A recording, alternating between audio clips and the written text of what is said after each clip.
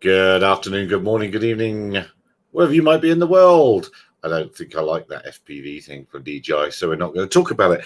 I've been following a few things. Check the affiliate link in the description. Affiliate link in the description. Check it now. Oh, bugger. I'll put mine there, quick, with it. Yeah, I know, there's no one here. Hands up, anybody that's got one. Oh, there's one. Yes, Bruce has actually got one, which is amazeballs, and you left it. Why did you leave it back at your house, Bruce? Well, because everyone's seen them. They're like so common. You go to YouTube this morning, and all you can see are the damn things. You know, it's like it's not going to be very novel having one here, is it? Yeah, true enough. And I like your green Irish flag in the background as well. That seems very appropriate. I think it's part of the Iraqi flag. I couldn't afford the rest. Did you see the channel that released his video 5 minutes or 10 minutes before everyone else to get the leg on the reviews, the views? Did anyone spot that from one of the channels? Yeah, one of them went live. Breaching the NDA before the launch. Oh, breach the NDA. They'll lose their kittens and their wife now. Kittens and their wife. I'm not sure DJ really cared about the NDA on this one, having looked at the previous last week or two. Yes, so they've on time, hello Rev. Yeah, they very much had a release plan for this one, quite a definite release plan for how the news was going to get. Oh, here comes Ryan. Hello, Ryan. We'll let Ryan join. Hello there, Ryan. Don't worry, Ryan. Don't look bewildered. Can you hear us? Okay. I can hear you great. Sorry, I'm a minute late. Yeah, you see, just tardy. It must be time zones. It won't be a minute. It'll be time zones. It'll be something like that. Well, we'll speak to Ryan in a second. We'll just continue with. In fact, it's going to go in nicely into the DJI story, I suppose. Did anyone see the Verge review, the actual written review for this new thing? Because I thought it was super interesting that it had a big grey section of text that was all about how the Department of Defense and all that aren't really best friends with DJI anymore. And then it had another box that said, oh, and by the way, there's been some issues with the apps that we're not too sure about. So it's almost like the Verge written review contained a couple of disclaimers or watch outs. I thought that's the first time I've ever seen that. So have a look at that if you've got time. Disappear off to the Verge and have a look at what they said. Yeah. But what do we think of it, Bruce? What's your first impressions unboxing it? It's very heavy. 800 grams. That's nearly a kilogram, which is nearly 2 kilograms. So it's almost as much as a house. But it is what it is. I think you have to watch my review to get my full thoughts and the follow-up video, which will be going up later. But yeah, I mean, it is typical DJI. It's a really very polished product. It feels like it's designed to a price. It's got its quality. It's not like you get the transmitter and you twist it and it doesn't bend. It's solid. Little things like that make a huge difference. It's like the difference between a Mercedes and a Nissan. The Nissan, it's perfectly serviceable, does the job, but you get in a Mercedes or a BMW, and there's just an extra bit of quality, and it makes you feel satisfied about your purchase. So I'm sure the people who buy it will love it. I just hope the right people buy it, because if you're going to go out there and think, I'm going to do freestyling, it's not the right drone for you. It is a Mavic with a little bit of freestyle genes, as I said. It's a Mavic, basically, and it's just been hopped up and given a couple of extra modes, and away you go. So, Bruce, when you had I did watch your review, and I don't know if I missed it or not, but does it look like you can easily replace the bottom frame, or is that just like no chance? It could be a pain. It is like the arms will obviously unbolt and so forth, but it is designed like most DJI products to look good and to perform, and I think serviceability is a secondary thing, because if you won't be fixing it yourself, you send it off to the DJI shop and they'll fix it for you and charge you a premium. They won't be selling all the parts. Like they've said some parts will be available. If I see anything more than arms, I'll be shocked. They've got a camera available. If we see arms, it'll be a miracle. Again, there's a price to pay for turnkey integrated. If you look at the packaging on it, it is incredible. Someone's done a teardown already, and the tech packaging is incredible. If you look at everything that's in it from a tech point of view, it's incredible. 20 minutes flight time, but that comes at a price, and that price is serviceability. And it's the same with a MacBook. It's the same with a mobile phone now. That's the world we're in. You can build yourself a PC and build yourself the fastest PC in the world that you'll be able to upgrade for the future. but you won't be able to carry it around with you like a MacBook Air or something like that. So that's the problem. Someone's called it a flying MacBook, actually, because it's really nice to really think about. You don't want to drop it. No. But the thing I found is good. This morning when I finally got the thing activated and it was going through its software update thing, it was quite chilly this morning. It warmed the room up fantastically. That little fan and the little heatsink, lots of warm air coming out for about 15 minutes while it did all its things. It's going to be a great little thing, a little warmer in the winter. It'll keep your hands warm at least. I think 15 minutes to do the update on a 20-minute battery.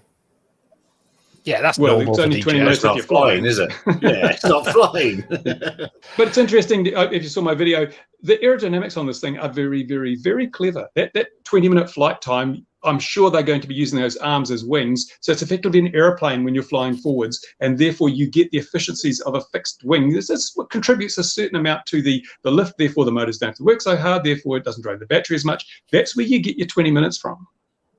Failsafe FPV says that he's wondering why are the V2 goggles £100 more than the current ones? Because the tariffs have ended is basically it.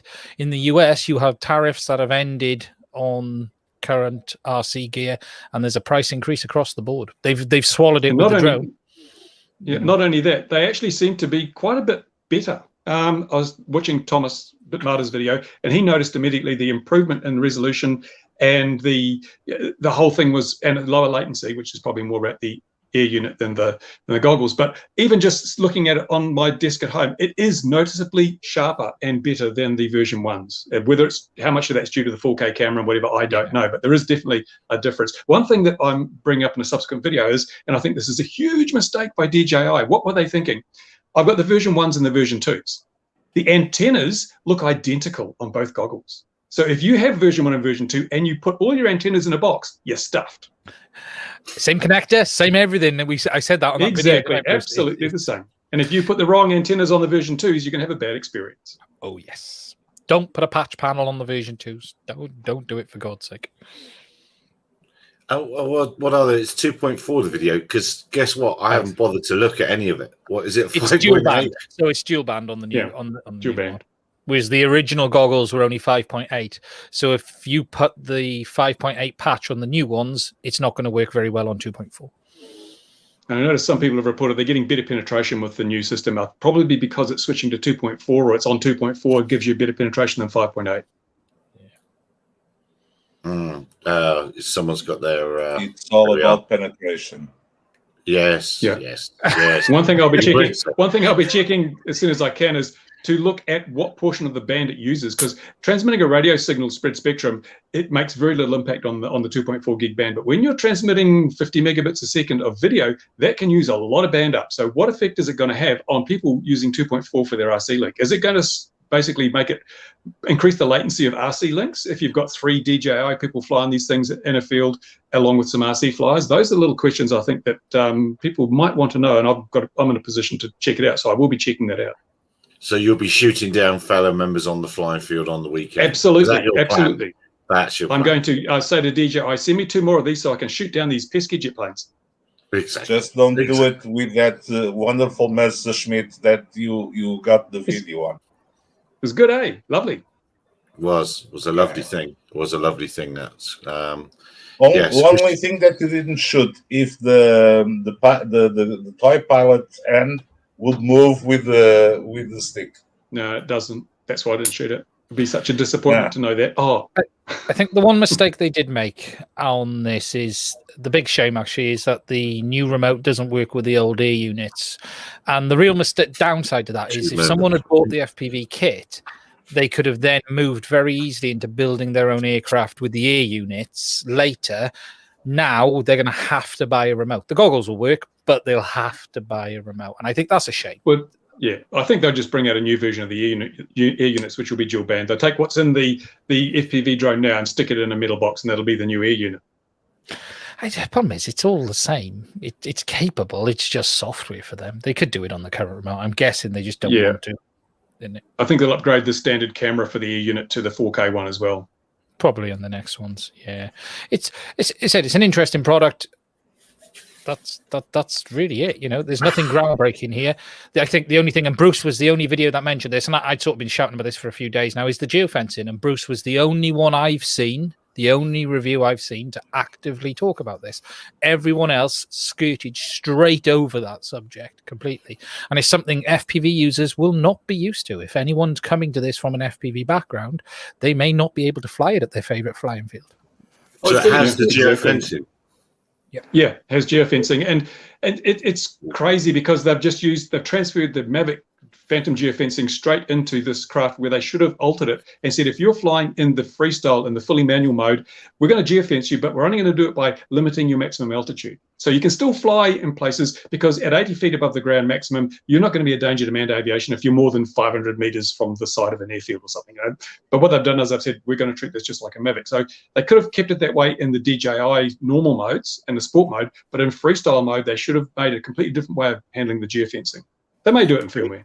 The problem they've got is they can't, because if they do, enterprise users will go ape crap. We've had enterprise but enterprise users don't have freestyle mode, so it would only work in freestyle mode, you see. But if you're going to give FPV users freedoms, why aren't we giving professional drone users who are licensed and been doing for years freedoms? And that's where their problem is.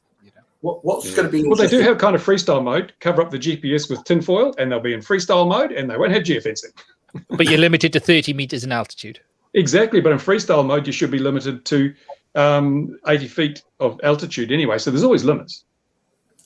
What will be interesting is you fly along and you hit a geozone, or it goes, because, you know, when you unlock these zones, it can be a pain sometimes. 1 minute you're unlocked, the next minute it kicks back at you sometimes.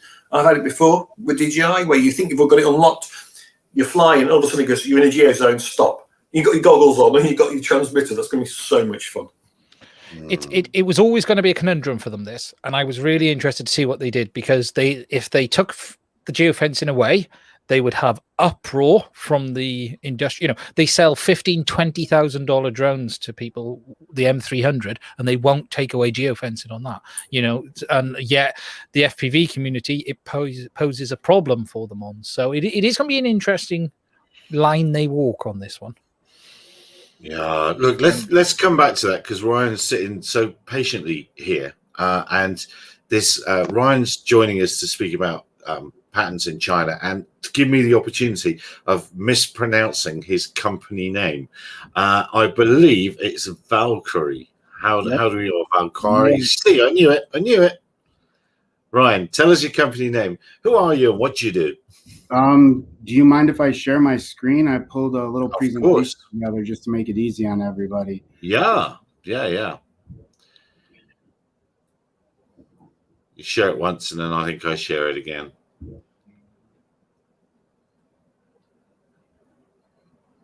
All right, can you guys see that? Hang on, here it comes. There we go. All right, I apologize. I haven't figured out how to make it go full screen yet. So we're going to tell me if it's too small, though. So we are Valkyrie. We build drone infrastructure solutions. Let's do it this way. So our vision is to build the last mile infrastructure required for all drones, and to make universal infrastructure so any company, any drone can interact with it. So the problem with a lot of the current models, you know, you can see in the top left, Amazon's leaving it on the ground. We got Flirty and Wing and Mana. They all use the tether, which still leaves it on the ground. And then you have Zipline, which still leaves it on the ground. So what we're building is our first iteration, as you can see here, is our drone delivery station. It provides full digital chain of custody. You can interact with it completely through a mobile app, but it makes sure all of the traditional issues that come with package delivery at the last mile, whether it's not being able to track who got it, or if it was left unattended, like on a porch, you don't have to worry about weather, damage, theft. All of those things are out the window. So we were recently written up about in the Wall Street Journal. The quote really highlights it. None of the major players have figured out a seamless way for consumers to receive their deliveries at home. Cargo landings in backyards and driveways raise safety questions. Valkyrie is the one company figuring it out. So we were also highlighted on Fox News, what was it, in January, and we did a full demonstration on here. all live, which was a little harrowing, but we pulled it off 3 times, so we're very happy about that. I can run this video if you guys have time. I don't know how would that be all right, Gary, if I ran a video? Yeah. Let's see. And we're just going to put this comment because we can come back to this. Squishy's asking, is it's patented? Because that's exactly where we're at. Oh, bad luck. Oh, I'm having trouble with that video. Let me go back.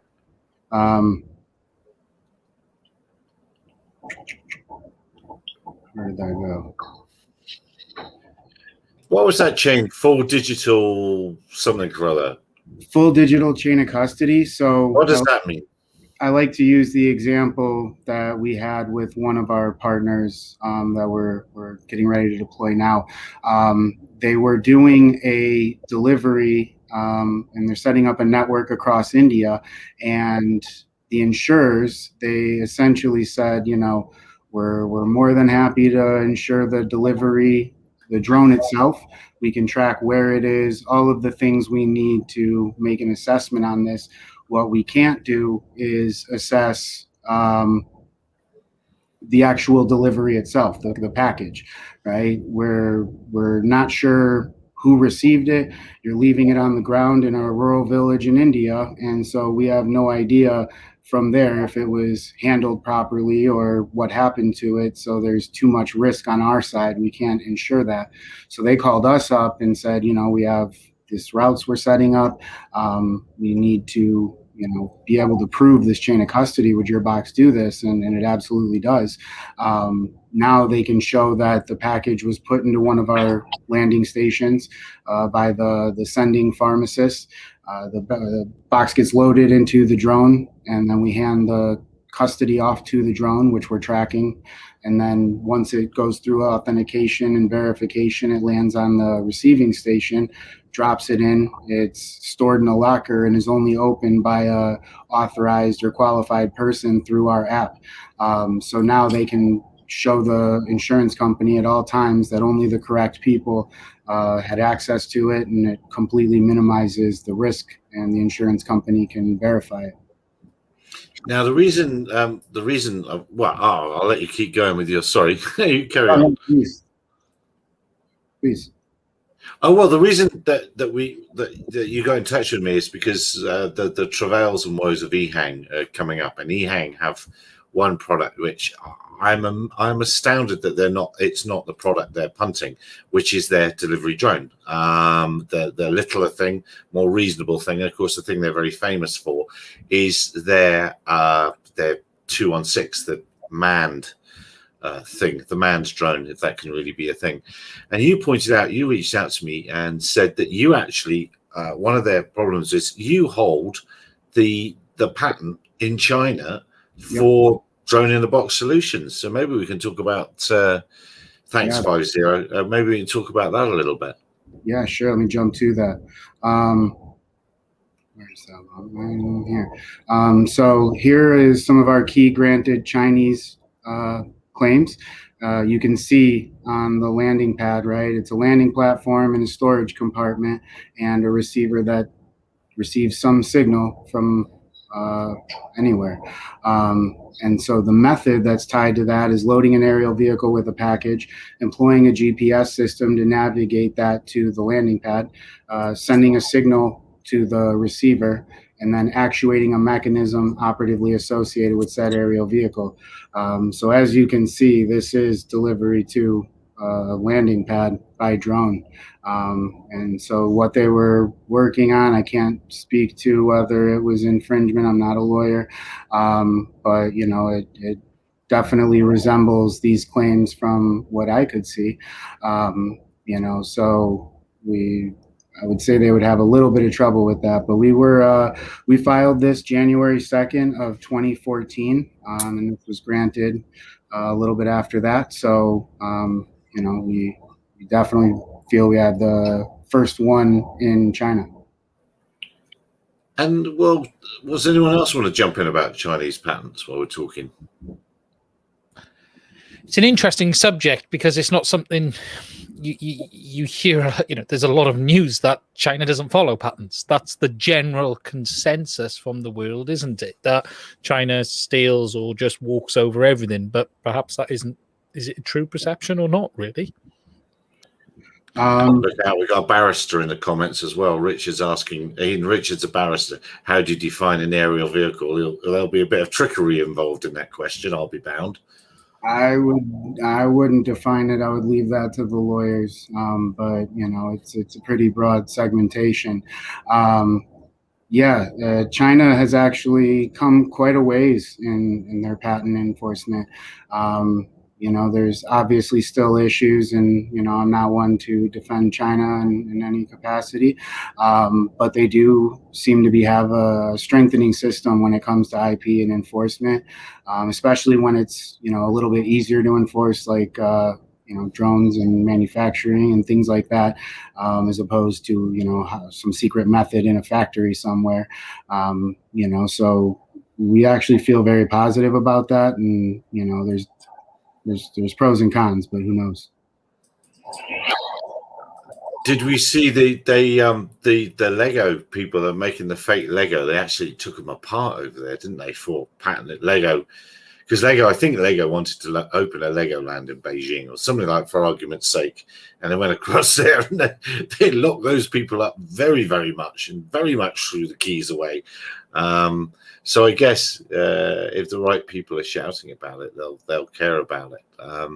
But it's very interesting, and I think it must be this week or next week that there's some filing thing again from the world of finance that I don't understand, and shares and stocks and all these things.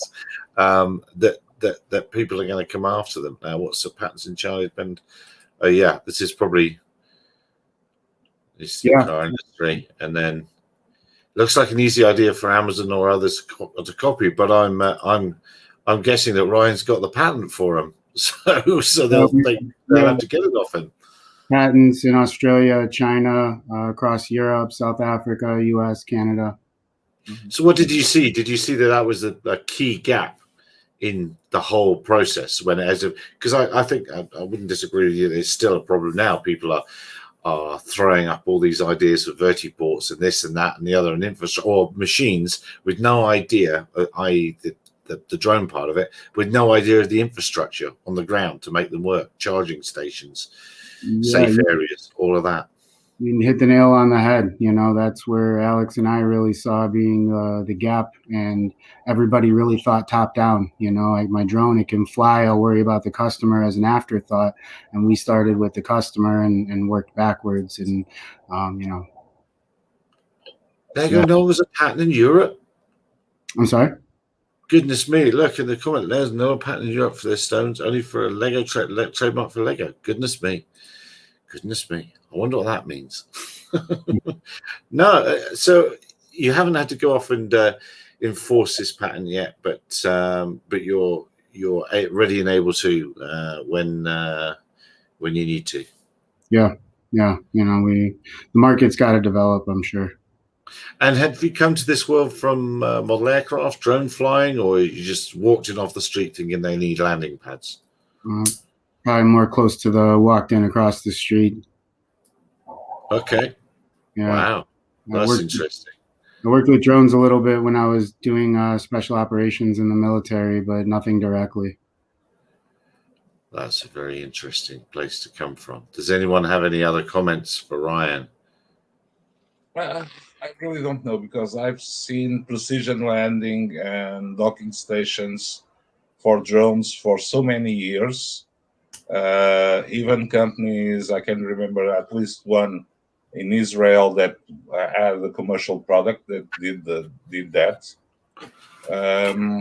So Ryan, good luck trying to enforce it.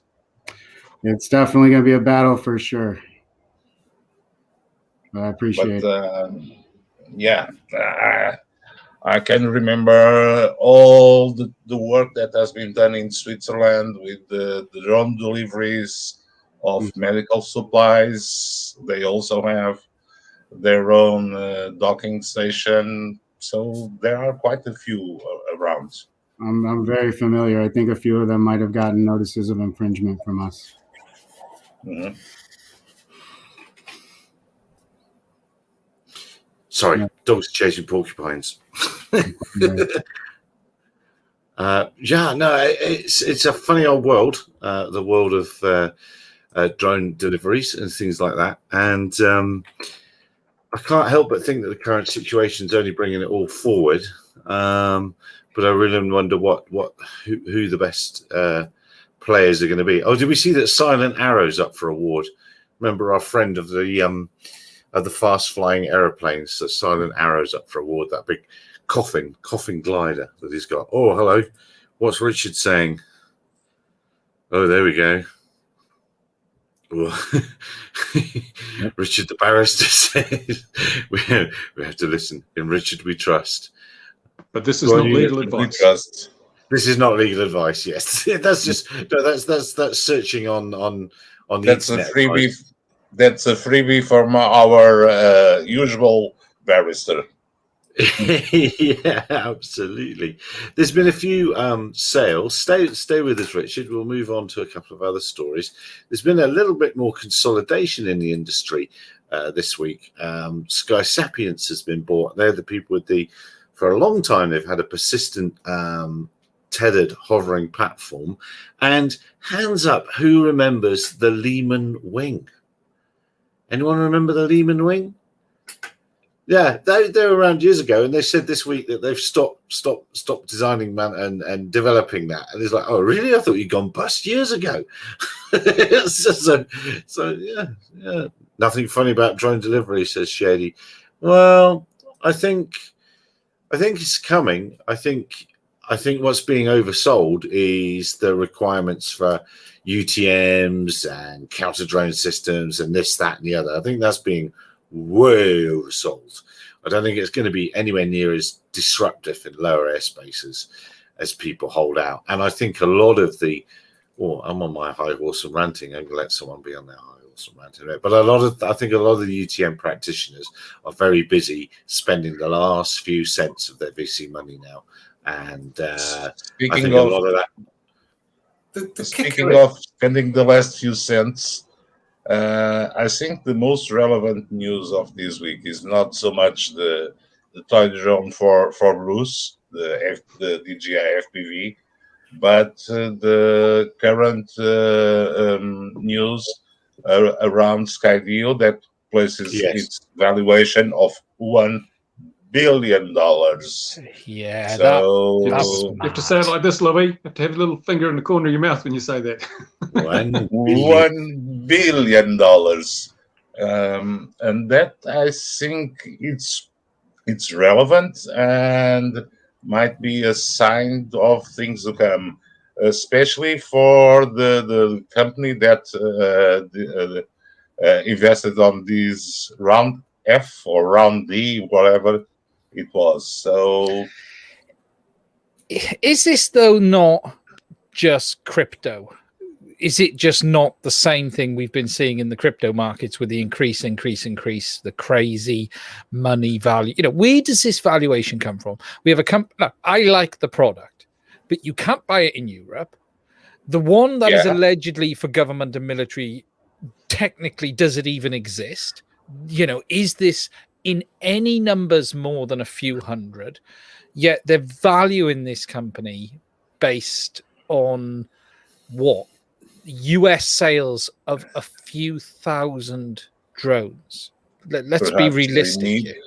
They need. That's perhaps why they did these capital rounds to raise money to get more production on their side, because the moment they start selling in Europe, it's going to be a mess. Will they be able to? Will they get around ITAR?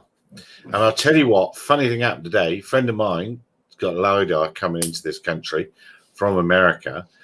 And the American manufacturer, in some sort of, I'm sorry, Ryan, but I'm going to say this, but in some sort of proud boast, has got a pseudo-military RPAS on the front with missiles on it.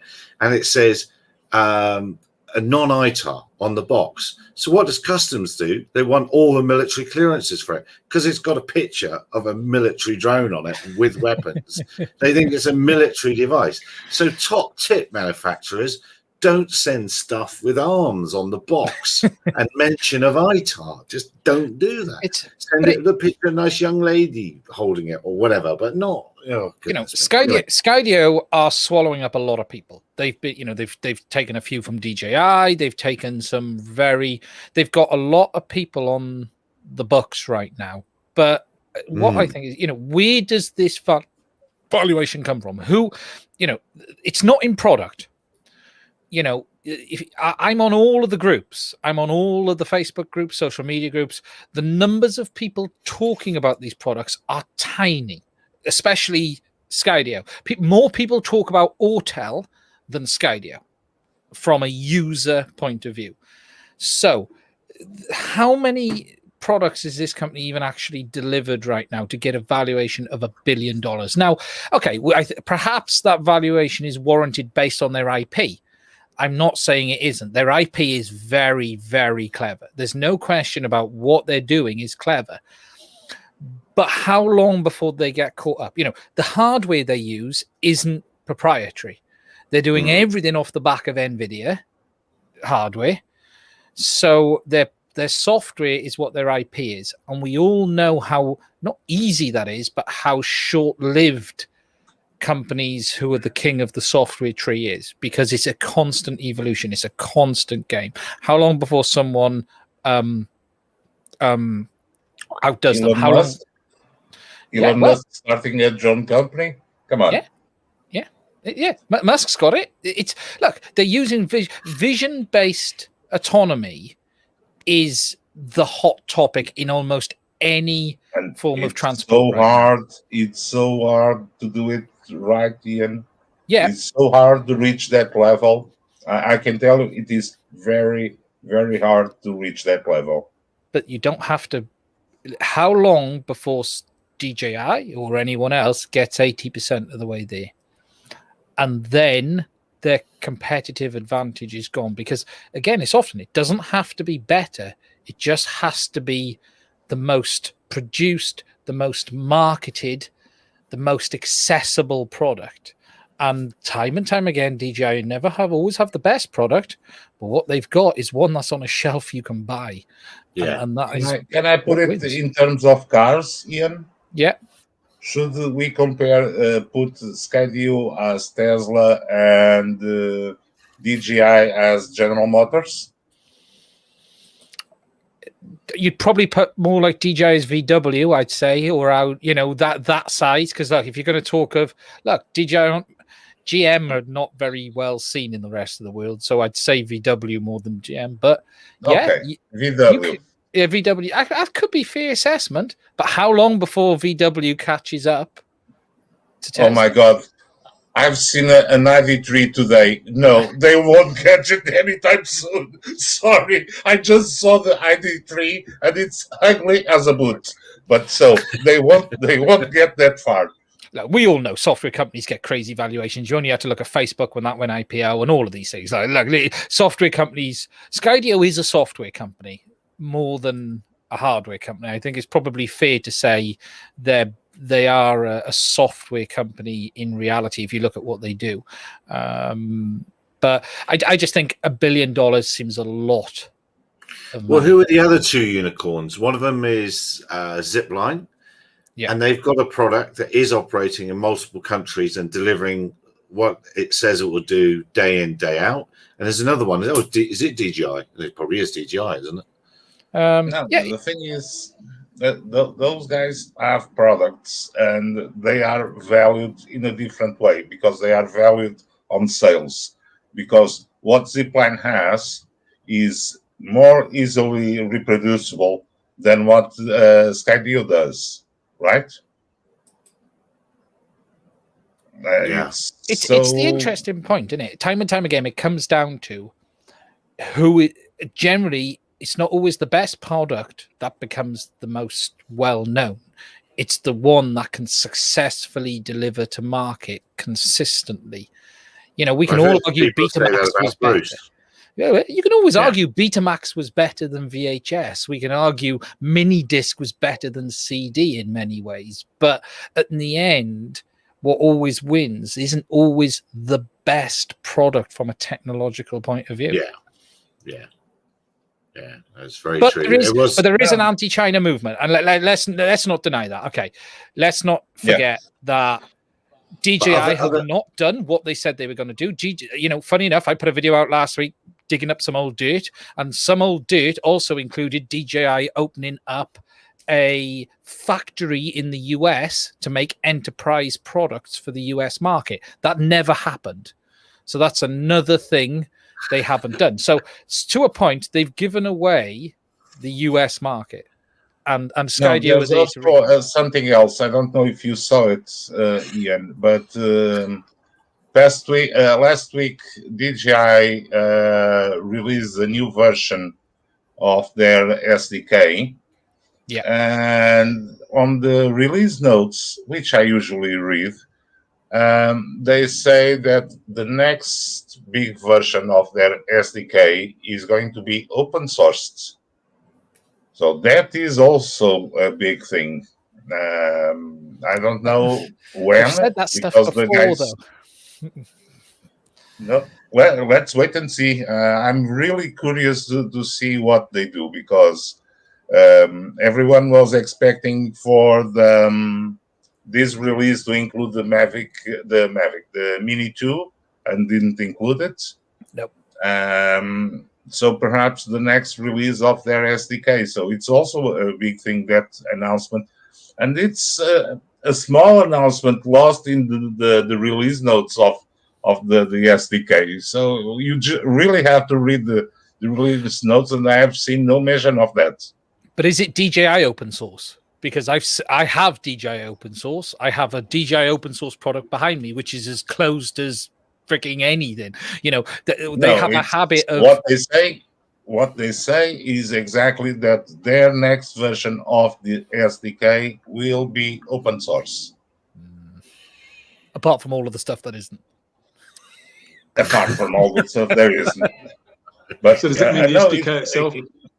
Is it just the SDK itself is like the interface, the API interface is open source, or is the code behind it open source? Because that's where the problem is, isn't it? And again, look, that's classic, the gimbal. Look, we've seen this before. The 3DR gimbal code, the 3DR smart shots. That was a classic example of that very issue, wasn't it? Yeah. Yeah, it was a big week for the industry in that regard, and well done to Skydio. I am still surprised that they're not making more use of the fixed wing side of things, because that demonstration was the one that stunned me, of the wing flying in the underground car park. Oh my God, that was years ago. 10 years ago. Yeah, I know, but that's what impressed me, not flipping quadcopter. Anyway, I love the product, and look, my biggest frustration with this company is they have a product that I can't buy. That's my biggest frustration with this company. Yes, you can. Sorry, yes, you not can. Not in the UK. I'm playing Obama here. I'm playing Obama. Yes, you can. You just go to the US and buy it there. And pay the fees. Anyway, just now you were defending DJI and I was arguing against them. How did we end up in that position just then, Louis? No, I'm not defending. Technologically, I really like Skydio. I've always said that they were the best, the guys that were more innovative on this field. Regarding DJI, they do drones for retired people, so it's a good thing. Those FPVs. Well, Bruce can't say anything bad now. Of course, no, he can't. He can't. He's stuck now. You see. He's stuck. I can say whatever I like. 55-page NDA. It's in his hands now. So he can't do anything. It's already in his hands. They can't withdraw it. I was tired of those cats anyway. They can keep them. I don't care. Did you sign the big NDA or did you sign? Yeah, I had to sign. It's 9 pages, but it was small writing. Interesting, this morning in the news in New Zealand, there's talk of why is the New Zealand police force, I think it is, using drones that are no longer able to be used in America by the government. DJI. The DJI issues are surfacing here in New Zealand. Why are we using them when China's just trying to spy on us and all sort of stuff? It'll be interesting to see where that goes. Well, it's the five eyes thing, isn't it? Are you part of Five Eyes there? I don't know. Yeah. But we've got contact lenses and a monocle though, because we're pretty useless. Contact lenses. Did you see the other product that's about to flood the Banggood and other places this week? Have you seen that yet, Gary? No. With the launch of the DJI. Can I just share my screen with you a minute, Gary? Yes, of course. This is going to be. This is going to be the next big thing, right? For the FPV users, right? It's going to be the inflatable spotter. Okay, This is going to be the inflatable. Arnie the inflatable spotter. We're going to sell this on Banggood, right? It's going to be $10, and you'll be able to buy this for your DJI FPV equipment. Oh dear. Oh dear. Yes. As long as it doesn't come with a little bottle of lotion or anything. And is it true, Ian, that they've renamed the DJI motion controller Imodium? Imodium. It's an interesting comment because that one's in court this week, but a lot of people sort of got that mixed up. DJI are trying to get a judge to agree it doesn't infringe on, or either doesn't infringe, or the patent it infringes on is stupid. And to be fair to them, I hope they win. The company that holds the patent have gone after Parrot, and my reading of the Parrot was the patent was as simple as something that looks like it did. If you tilt it forward like that, the drone goes forward. If you tilt it backwards like that, the drone goes backwards. And that is the element it infringes upon. Now, you can't have a patent that loose. It's not good. So Nintendo have been doing that. Well, exactly. Nintendo have established that as prior art. It's specific to control a radio controlled vehicle. I think there's some specifics around that, isn't there? Yeah. It's a dull patent. It shouldn't, patenting certain things, IP and stuff is fine, but when you're patenting a concept which is used in every, as you say, Nintendos and everything, it's silly. But yeah, they are in court, and they're trying to get a judge to agree that it's not valid before they get sued. Is basically what they're saying. I think patents have to be non-obvious to be valid. With prior art and all those other good things, isn't it? I mean, I am constantly surprised at how often the wheel is reinvented, and we see things that we've seen before. I think I've detected that the hype chain is dying down in the industry a little bit, which is a good thing. It needs to die down. I think the last 18 months has knocked the wind out of quite a few of the louder companies. So it's no bad thing. So hopefully we're straightening up and flying right. So what else have we seen this week? What else has been on the books? Not a lot, is it? It's been a quiet week, isn't it? There was that near collision between a jet and a gyrocopter in the UK. Yeah, we had that. Yeah, there's been there was a bit more information on those Boeing engine issues. I don't know if not the Boeing, but the Pratt & Whitney's. It looks like it did lose a blade. That's really looking like what it's done now, which is quite scary, isn't it? But don't they have all those other blades for redundancy? It's still interesting, though, isn't it? From a safety point of view, you can have an aircraft raining parts all over suburbs. Yet a drone gets within you. I'm not convinced a drone would do anything remotely like that level of damage to an aircraft. Yet that's allowed to except if it goes at 140 kilometers per hour, right? Well, and it's got aluminium in it. Well, what does this FPV thing do? It will do 87 miles an hour, I believe, in full acro. 87 miles an hour. Now, I see Patrick's in the comment. Back in the day, there was a mooted speed restriction, wasn't there, for the model aircraft class? I have a feeling there is one. You've got to get a waiver if you fly turbines over, was that 200 miles an hour or something? Yeah, and I think it's a lot lower than that. I think it's about 80, and I think it was the jet lobby in America that shut down the move towards that, and some of the large-scale aircraft, because they needed to be going that fast anyway. Bruce will be testing it at 87 miles an hour into Arnie, and will be interesting to see what's left of Arnie and the drone. Did you see that video someone put up of the durability of the Mavic? Was Brendan, I think, posted it to his Twitter feed, and someone had a Mavic and they were flying it, they're slicing banana with it, and it's quite funny to watch. It's But what have you got what profile? I mean, surely you'd be better off not you flying it, because we know how an awful an FPV pilot you are anyway. But surely you should hand it to someone that's not flown any RC or anything. Somebody that might be the standard. Oh, look, I bought this shiny new thing sort of flyer. I'll give it to Tim. Tim, oh well, yeah. Well, then he'll just use the throttle. To be honest, it'll be fine for them. The new users will be fine. The problem that seems to have caught people out is all of the competent and above FPV flyers seem to have sort of got caught by the weight a little bit. You know, JB got caught and a couple of others, or they got caught by it not quite being quick enough for them, and you only have to get caught once. That's it. You know? Well, one thing that catches me out sometimes is I still have angle mode. I don't know why, but I set all my quads up the same. And sometimes I pick up a quad and it's got angle mode. And if I take off an angle mode, I can't fly the damn thing because it's fighting me. It just feels so odd. And, you know, you have to put it down and then go back to rate mode. And I'm thinking the same thing's going to happen with goggles and this DJI drone. It's going to fly in angle mode. I'm going to have a handful. I might just start straight out in the manual mode because I can feel a lot more comfortable flying that way. You can go straight to that if you click through the. You can. It looks like it stays in it, doesn't it, Bruce? I didn't think it would, but it does look like you can. There's two levels. They've got effectively an angle mode or a reduced rate mode, so you can't flip or roll it, but you've got the freedom of thing, and then you've got the full rate mode, which gives you no controls on the amount of bank or roll. And getting into the first mode's relatively easy. Getting into the second mode's a whole lot more work to do. So again, it's if you're a dedicated freestyler, you're going to have to jump through hoops every time you take off, and it's going to be a pain in the backside. So it's only for the part timer, really.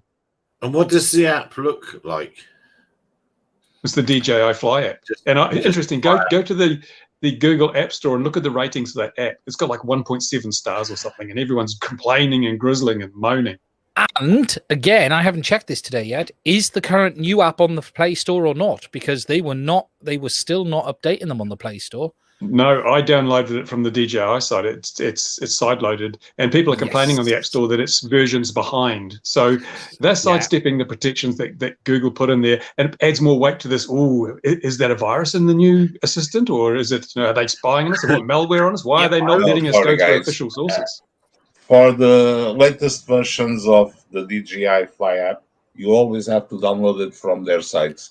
No, it should be Louis. It should always be on the fly. It's always been on Google. Sorry, I just checked.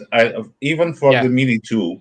Yeah, but that's how long it's been a problem. Yeah, that's how long it's been a problem. It's been like 3 months now they've had this problem. So what do Apple users do? Because you can't sideload on an Apple, can you? You have to go through the App Store, don't you? It's officially on the Apple Store, but not Android. And it's been like this ever since the Department of Commerce ban. Now, whether this is related to the Department of Commerce ban or not, I don't know, but it's been ever since that kicked in. But before that, the only places to get them were on it. And it raises questions because the Android apps were the apps that had the ability to be updated remotely outside of Play Store's conditions before. And they've been caught with that issue once before, and now they just seem to be not caring. It's not good a professional product, not a professional, but a big company like this not having the apps on the official App Store. That isn't a good look. It's not a good look, is it? Well, I wonder why that is then. Yes. So I saw they've got a simulator. They've got a simulator for the freestyle drone now, and that's a good. They haven't played that up much. I would have thought that would have been the first thing to push up, so people can basically avoid. No, of course they don't want people not breaking their drones because the spare parts earn money. They won't be selling repairs. What is the spare parts list? You can get a camera, $179. That's it. No, on the top shelf. And propellers. You can't. No arms. And you have DJI Care. So why do you care? You have DJI Care. Yeah. So do like Joshua Bardwell. He crashed it and he got a new one. Yes, it had do that, via J-hooks. Not J-hooks, JS patch. I made a video on that this week. Yeah, with this Flymal pack, this whole battery situation is a bit weird, isn't it? Because I've got the official battery charger, and one thing that freestylers are used to doing is recharging in the field. You go out with a bunch of batteries and you charge them with your car battery or something while you're flying. There's only an AC charger. It's not a DC charger. You can't charge in the field with this charger. And if you buy 4 or 5 batteries, you're going to have to spend what? No, Bruce. I think it came before your time. A thing called an inverter. So yeah, but that's so inefficient.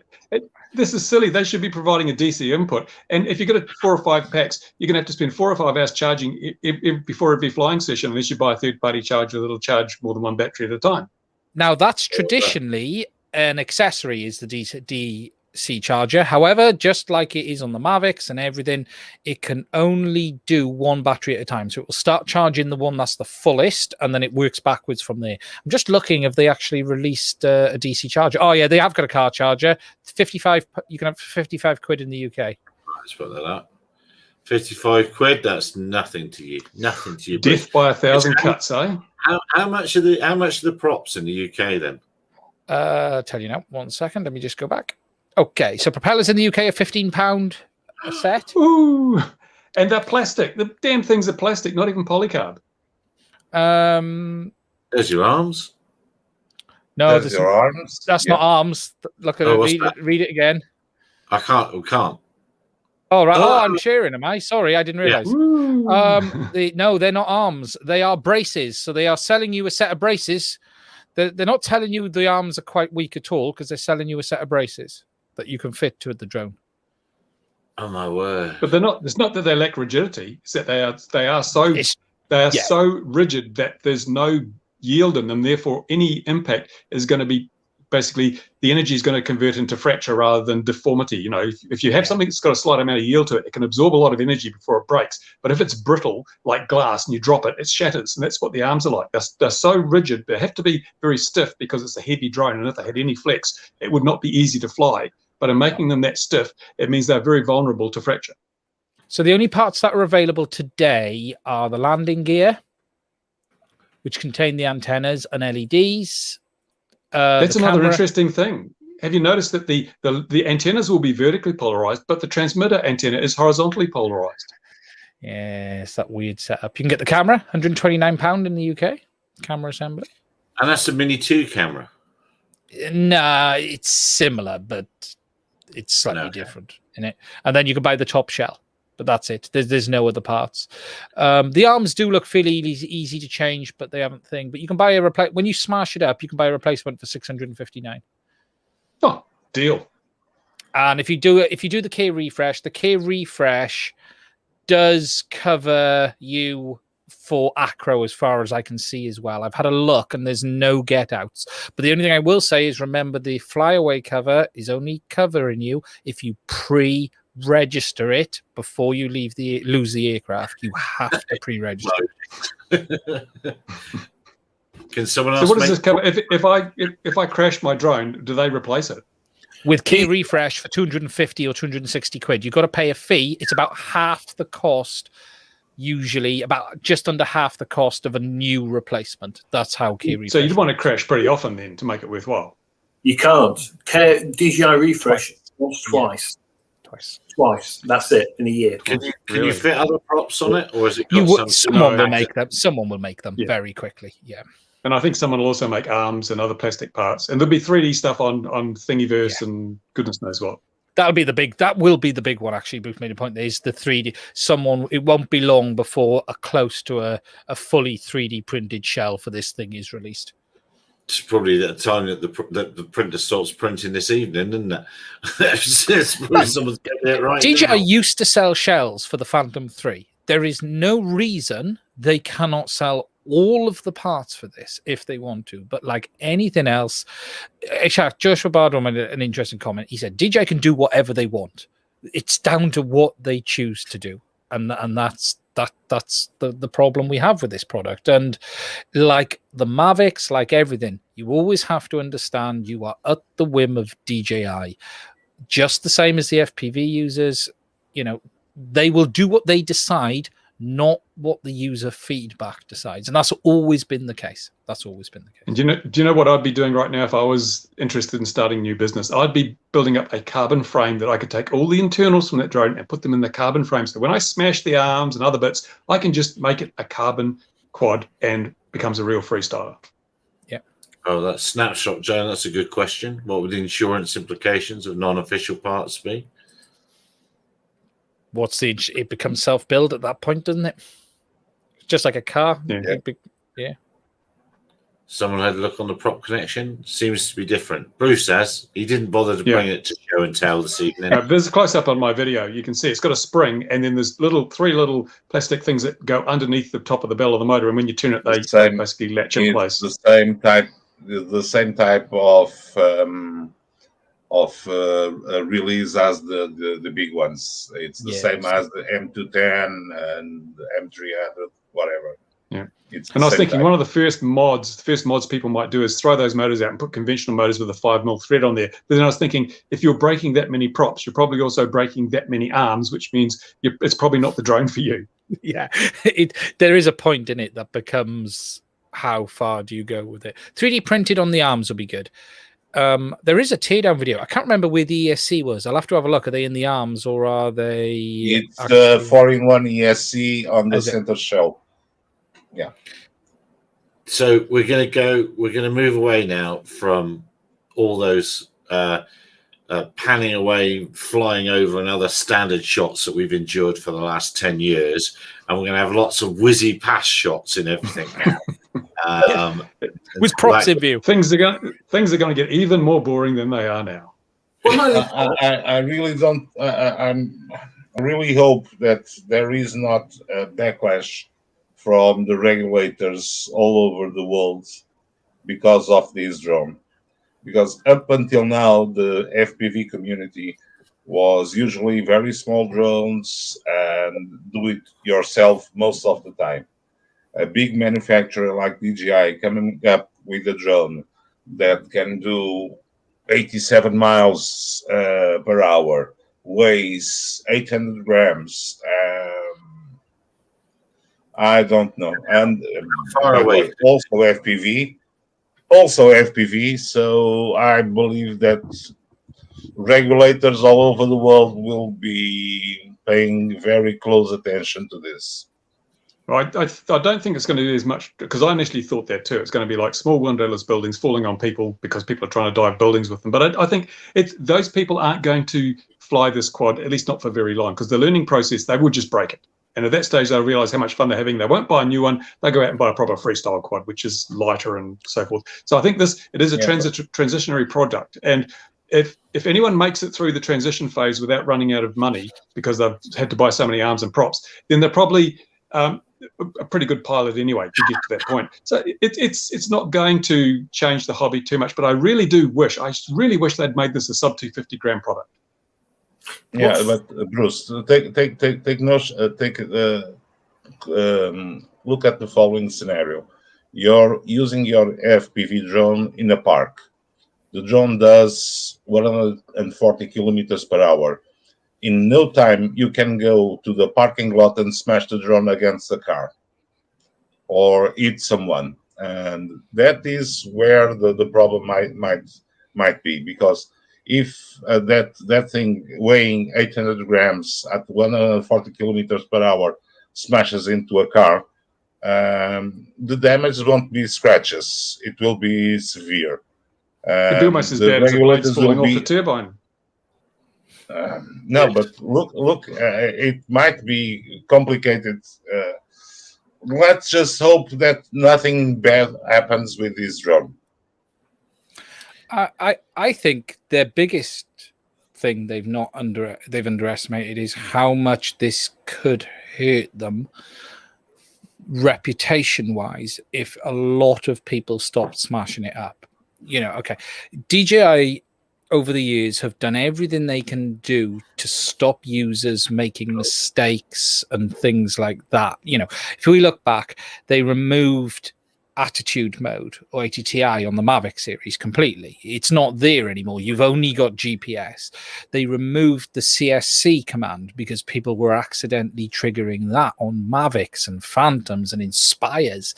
You know, anyone putting the 2 sticks to the inner corners for 2 seconds, you know, so DJI even had to implement a software safety option to prevent that happening. Now, what they've done is gone from a situation of taking away people's ability to suddenly giving them this back. And there are a lot of people that are going to buy this and go straight into those modes and smash it up. And there's going to potentially be a big customer service kickback as a result of that. And they can sit there and say, sorry, you should have bought Key Refresh. But many people will sit there and say, I took off and it crashed. It's not my fault. And there is a real potential for big customer service pain here. Well, there's 2 parts to that, isn't there? Is where is the customer service? Because if it isn't sat in Europe or isn't sat in America, then that also is going to lead all sorts of problems. And we know that they've torn down their customer service. Even in Europe, you have to ship it to Holland to have it serviced. You know, much of this. Sorry, Mark. Oh, sorry. No. I was just going to say, much of this may not be their fault. You know, to be blunt, many people will crash this entirely through their own doing, but that doesn't stop people blaming them when they've spent $1,300 or pounds and giving them a really bad reputation. App Store reviews, reviews online. At the end of the day, you know, this could hurt them really hard. I suppose the flip side of that is if you get a handful of people that are really good at flying them and really do start getting the cinematic shots that are desired, then they've jumped on a market that Autel and Co don't have. Yeah, did they have any choice but to create this new market? Because let's face it, the Mavic market is saturated to hell, and that the Mavic Mini and Mini 2 created a little bit of a sales boost because of the sub 250 thing, but now that's been basically fulfilled. What's left to sell to? Because you've got anyone that wants a camera drone's got a Mavic or a Phantom or a Skydio, and anyone that wants to go sub 250's got a Mavic Mini. They had to create a new market to keep the sales going, and this has very, very cleverly created a whole new market between camera drone and freestyle drone. They've created this niche, and that is something that none of the other manufacturers have seen to do. And I think it's going to be it's going to generate and promote revenues moving forward. How long it'll do that for, I don't know. But I don't think they could have sat around and just relied on their existing product line or refreshing their existing product line, because that market is full. I think, Bruce, they ate their own market. You know, really, the Mini should never have existed. They have destroyed their own. They've done it before. The Mavic destroyed the Phantom. The Mavic completely annihilated the Phantom, and now the Mavic Mini has almost annihilated the Mavic. Okay, it's not got a 1-inch sensor. It's not got the same, but do 90% of people need that? And the reality is, it's a product that's what, $300 for $399, £399. They've stabbed themselves in the side with this one, and now, as Bruce said, it is the only route they could go, because they've conquered cinema, they've conquered enterprise, they've conquered home flying. The only road that was left was FPV, so they had to do it. I don't think they had a choice. But fixed wing, yeah. Well, it still frustrates me. They still haven't done a Hex. There should be an equivalent unique H style aircraft from DJI. I would love to have a cinema drone which is a Hex from them. But no, I think why Hex? There's a lot of benefits. The redundancy, the way it flies. I love the unique. There's 6 motors. That 6 motors is just 2 more motors to go wrong. Yeah, there's always that argument, but it's no. I think they have caused their own problems. Sorry, I'm jumping in because I'm rude. But what about the actual? There was no launch event and all that. What about? Well, it was in China. There was a launch event in China that was like 4 hours ahead of everyone else. They can't launch it. They shouldn't have even put a bloody page out hiding it. What was the point? There was about 5,000 images circling online. And did you get that Groovy hand controller controversial thing as well, Bruce? No, didn't get that. I didn't get that. I'm just thinking about all those drones that sent out. DJI headquarters must be full of kittens right now. I do. Whispers I heard is they are nervous about this launch on how it crashes. It can't be good that I've seen 3 of the main reviews today and they've all crashed it. And I'm not blaming DJI. It's not DJI's fault, but that is a bad omen when your reviewers are standing there with it in a bag going, look what I did to it. That's not a good start, is it? And that's because they've been sending it to people who want to fly freestyle, and it's not a freestyle drone. It is as I said, it's a Mavic in wolf's clothing with a bit of freestyle genery. It's not a freestyle drone. People have hyped it up as a freestyle drone. It's going to be just like you flips and rolls. It's not. It's just a more agile Mavic. And here's the kicker: these people, they think they probably got it, rushed out, flew it. I bet within 2 flights they've crashed it, right? They have to go, oh, look, we crashed it kind of thing. But if they took their time to learn it first, to learn what that aircraft could actually do and how it behaves, and it's not a true freestyle, as Bruce says, if you take your time to learn the aircraft and don't rush, the chances are you'll keep it for a few more days in one piece. You know what I mean? But people don't. People just rush out and push their luck. And if you rush out and push your luck, that's it, There are old pilots. We've all found that out in the past, haven't we? Yes. Well, there's old pilots and bald pilots, but there's no old bald pilots. Old bald pilots, though. FPJ and Mavic had a baby. Yeah. Look, it's gonna find its market. Will it sell as many? And well, there aren't as many to sell. It's just too niche a thing. Do we think Autel will copy it? Because they're the ones who do. Do you don't think, Bruce? No. I don't think so, because the thing is, I've never heard of them.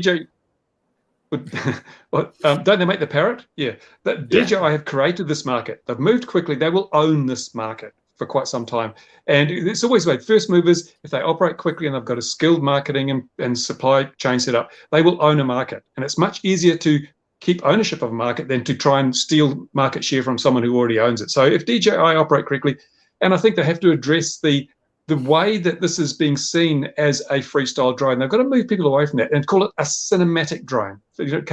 This whole freestyling thing, it's cinematic. It's ideally suited for cinema stuff, chasing cars down a road and perhaps drift cars and things. It's not built for shooting gaps and diving bandos, but that's what people are expecting. And I think that's probably why there's so many crashes. People have tried to fly it like a freestyle drone. 800 grams of drone coming out of a dive with standard size quad motors and bendy plastic props, you are going to hit the ground.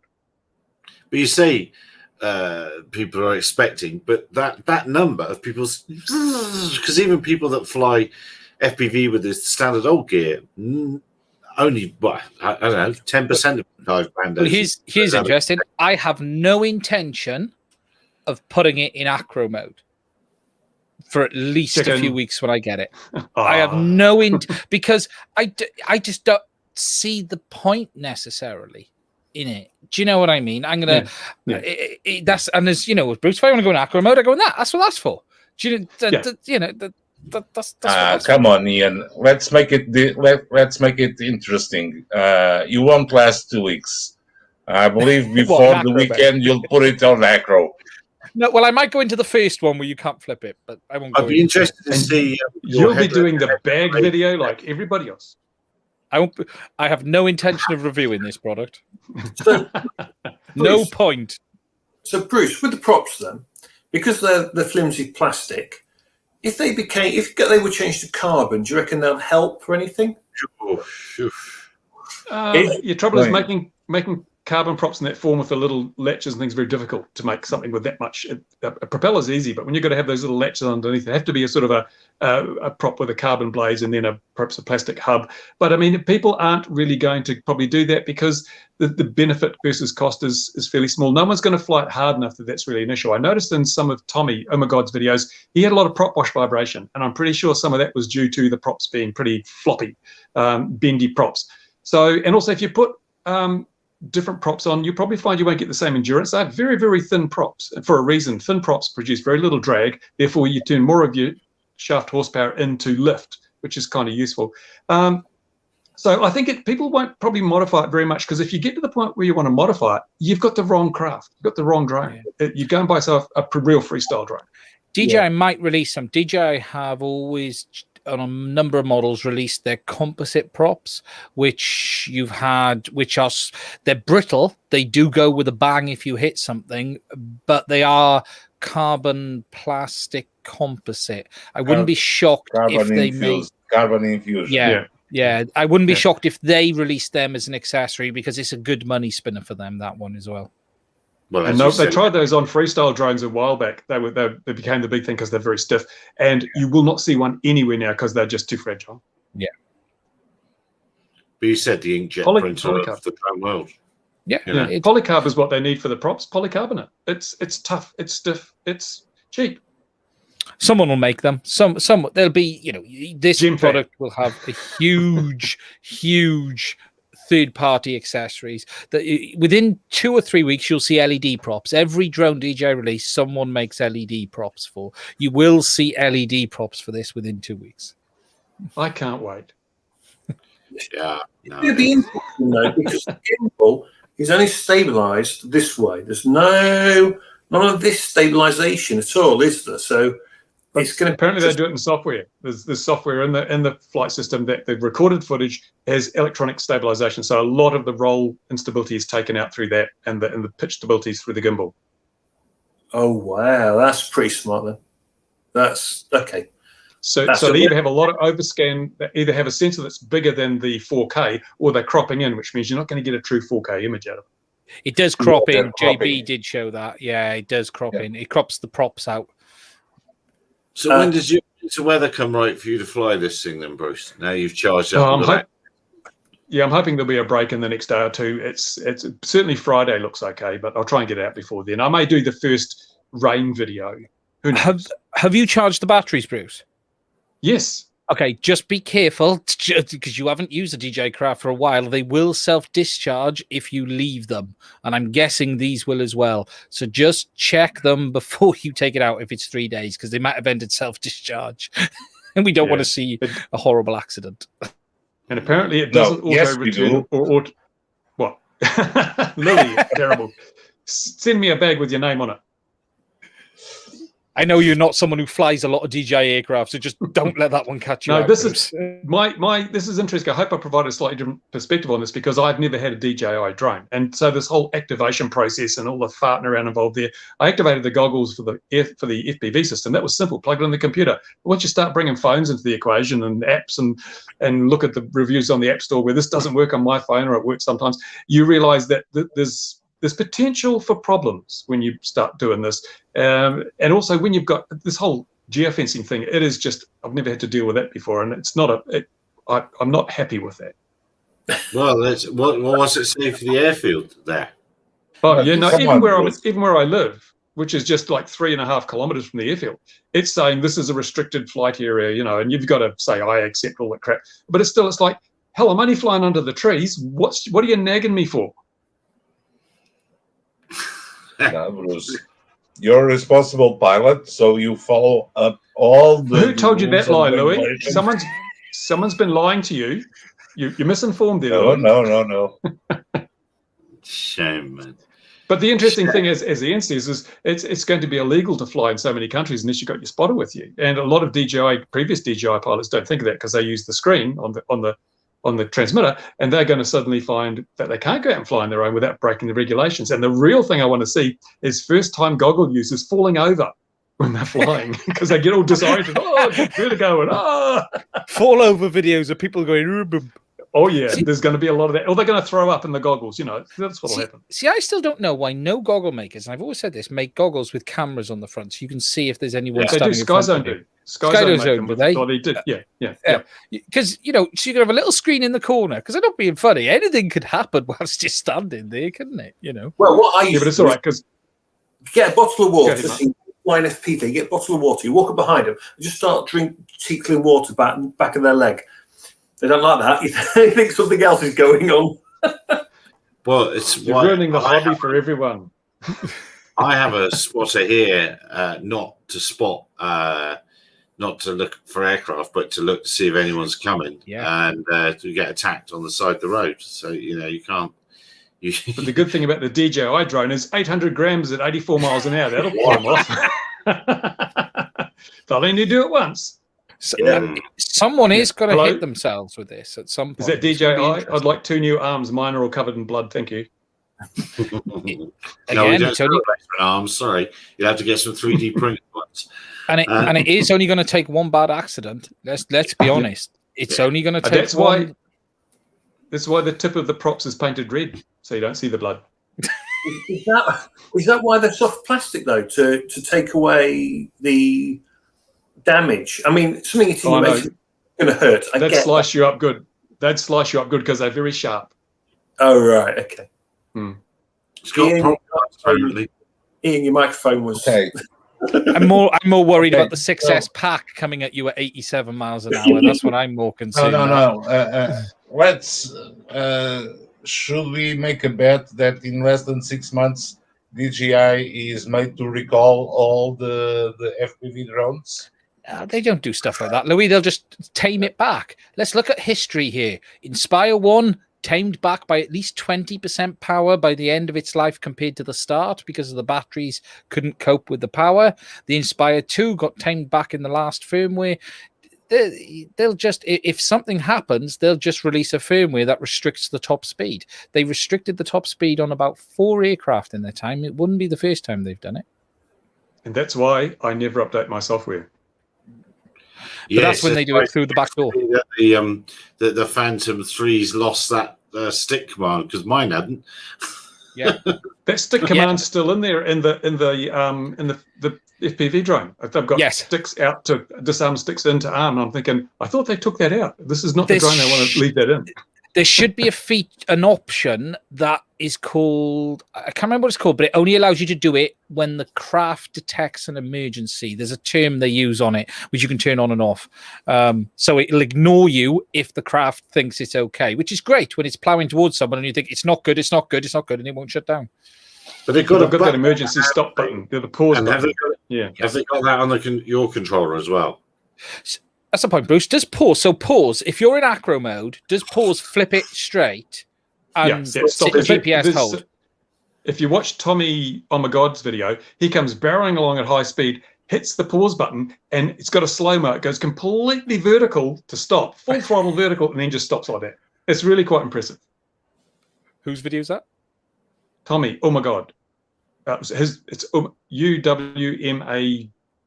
I don't know. His name's Tommy, but he's an Asian guy in America. He does a lot of drone stuff commercially, mini quad stuff commercially. AWMAW. I can't remember how to spell it. Kill switch. I'm still angry about Airspeeder, and I sat down and started looking at Banggood and thought, let's build one out of anything we can find out of Banggood. Let's see what. But they don't do the big enough propellers and that, unfortunately. Yeah, and Lego's got a patent. Well, no, they don't have one in the Europe now. Apparently, build it out of Lego. No. But patents expire. Patents aren't perpetual. You only have so many years protection with a patent. The idea is to encourage innovation. It's like copyright. Eventually, it expires. Yeah, certainly does. Anyway, look, we've spoken a lot about this thing. Is there any more before we move on? What else has happened this week, gentlemen? I've got something. It's not really new. So I asked the CAA here about the 500-meter rule in the A3 open category, and they turn around because I read the CAP 722 and there's no distance mentioned anymore. So 500 meters is not mentioned, which basically means as long as you can see it, you can fly it. So fixed wing, now you don't have to stick to the 500-meter rule. You can actually go, as long as you see the aircraft to take evasive action, you can just go. So 1 kilometer with a believer, because the believer's a nice big aircraft, for example, highly visible at 1 kilometer. So you can literally go out now in the A3 open category. You could do the 1 kilometer flight. But if I fly it under my CA permission, I can only fly it 500 meters. Now, didn't they count? Is that the UK A3? Pardon? Sorry, Gary. No. Go again, Louis. No, I was just asking, is that only on the UK's A3 category? Yeah, so that's in the A3 category. It might be in the YASA one as well. I've not read. I've not read theirs, because it's there. Yeah, do they say 500 meters or do they say visual line of sight? Come on, I did the examination a month ago. I can't remember. I'll have to recheck. Yeah, I'm sure. If it doesn't state a distance, it just says visual line of sight now. I'm sure it does, and they've taken away the 500 meters. However, if you fly to your CAA permission, like your authorization, you're limited to 500 meters because in that it stipulates 500 meters. But something big like the Believer, it's big enough. You can see it clearly at a kilometer. And because I asked the CAA, I actually wrote to them and says, hang on a minute. Does this mean that in the A3 open category, I can go beyond 500 meters? And they were like, we don't recommend it. All I got back was, we don't recommend it. And you have to stay away from urban areas. And what about other people? And I was thinking, look, if you understood the questions that I had asked, you understood that I was flight planning. And you're you're on the moors or in Wales, so where Ian is, you could be in the middle of the sticks, nice big fixed wing. If you can see it, you can fly it. It's interesting, this whole definition of visual line of sight is one, for example, the FAA do not define visual line of sight. They leave that kind of open. And I've heard some interpretations, even here in New Zealand, where visual line of sight requirement is met so long as you can see the area in which the craft is known to be flying. Therefore, if any threat enters the area, you can return or whatever is necessary to avoid a conflict. You may not actually have to see the craft itself. You must just be able to see any other craft that might enter the area. So with a small model, you could fly a long way away and you could still see a GA aircraft if it came into the area.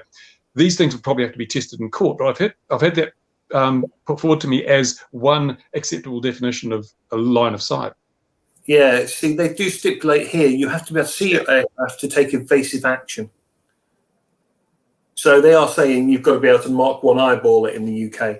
They're saying to take evasive action could be to land. You don't have to see it to land. You could just hit the land button, and you might not be able to see the drone itself.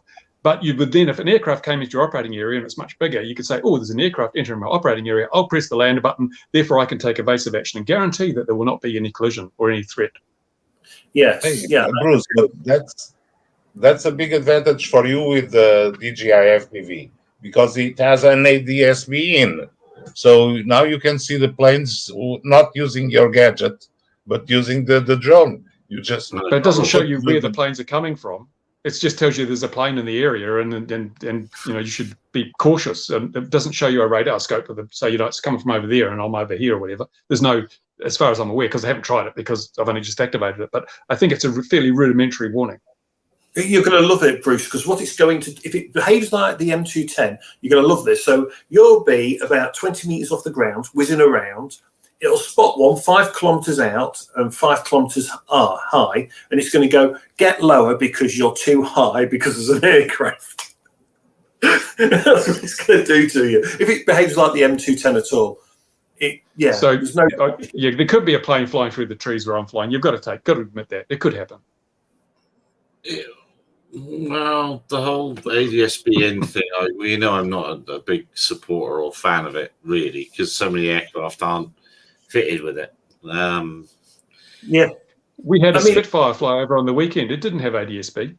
Didn't it? A real Spitfire. Yeah, it didn't have. And some other Warbirds flew over too because it was an air show down country. None of them had ADSB, and I'm thinking, oh, it's terrible. How will the Germans know where they are? We are beginning. This is, I recognise this point now. This is the beginning of the descent into madness. Ian's gone to sleep. Ian's gone to sleep. Yeah, Ian's asleep.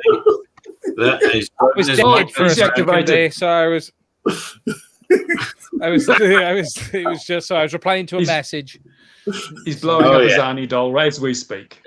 Oh yes, exactly. I need to make them and sell them on Banggood. They've got to be. There will be a market for those. They will. Goodness me! All right, gentlemen. I've heard of people that have used overalls, blue overalls stuffed with newspaper. I've heard people have done that and put a ball on their head, and from a distance with standard video, it looks fine. Have you noticed that Louis is shilling for NVIDIA this week? Look, is he? He's sponsored by NVIDIA Broadcast this week. Louis is. Oh yeah, look at that. Yeah. Actually, it says roadcast here. Broadcast. It's like broadcast, but it's roadcast. Yes. Is it R0DE Um, cast? I don't know why you were showing that picture in the background of a non-existent graphics card that you can't buy, Louis, because there's no point, because you can't buy it. Yes, you You can. could buy them here. Or at least you buy could. them here. You could for 1 second. 1 second they They were- lasted in the UK. They're only $1,000 in New Zealand, and which is, considering the New Zealand dollars with 70 cents American, that's a huge markup. And in fact, they were so highly priced that they were available all morning, and people obviously thought, Didn't they nah, just- I don't nah, want no, this. We're not buying them. Wow, that's impressive. That's impressive.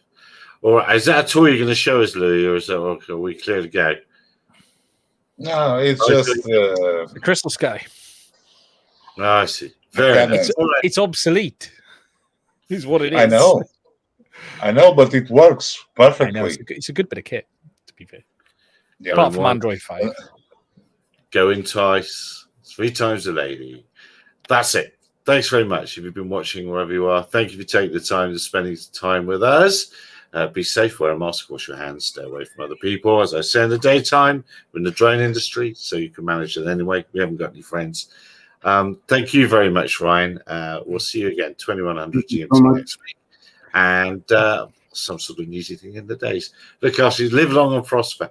Cheers, everyone. Take care. Bye-bye. A reservoir.